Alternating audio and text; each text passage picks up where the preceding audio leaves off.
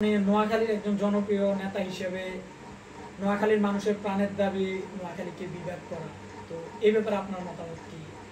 আর আপনারা ক্ষমতায় আসলে এই ব্যাপারটাকে কতটা অগ্রাধিকার দিবেন? ধন্যবাদ। একটা গুরুত্বপূর্ণ কথা বলেছেন আপনি। নোয়াখালী বিভাগ এটা আমাদের অন্তরের দাবি, আমাদের ধারণ করা দাবি।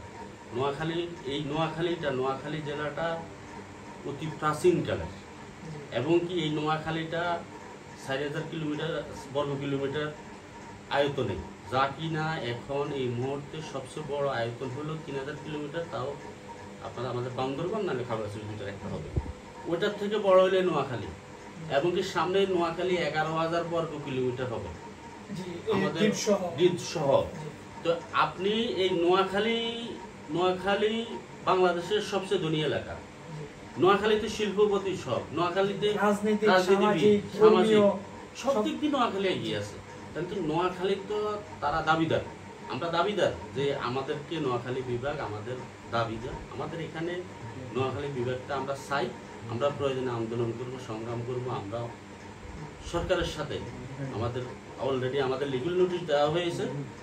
নোয়াখালীর সাথে আলোচনা ছাড়া অলরেডি কুমিল্লা বিভাগ ওনারা ঘোষণার জন্য প্রস্তুতি নিতেছে। এই জন্য কোর্ট থেকে একটা লিগ্যাল নোটিশ গেছে। আমাদের সামনে 3 তারিখে আবার প্রোগ্রাম আছে সোনামুড়ি ব্লকেটে, আবার 6 তারিখে প্রোগ্রাম আছে এই প্রেস ক্লাবে, 11 তারিখে প্রোগ্রাম আছে আমাদের প্রেস ক্লাবের সামনে মানববন্ধন। তো আমরা ইনশাল্লাহ নোয়াখালী বিভাগের জন্য যুদ্ধ করে যাব ইনশাল্লাহ। আর আশা করি আমরা এই যুদ্ধে জয়ী হব। আর আমার দল বিএনপি, নোয়াখালী বিভাগ, নোয়াখালীর জাতীয়তাবাদ বন্ধুরা অবশ্যই নোয়াখালী বিভাগের সাথে থাকবে, এবং কি এই আন্দোলনে সম্পৃক্ত থাকবে। আমার দল ক্ষমতায় আসলে আমরা ঠিক সেম আমাদের ওই কাজটাই করবো। নোয়াখালী বিভাগের জন্য আমরা জোরভাবে আমাদের তদবির, আমরা ততটুকু আমাদের পাওনা, আমাদের দাবিটা আমরা আদায় করার চেষ্টা করব।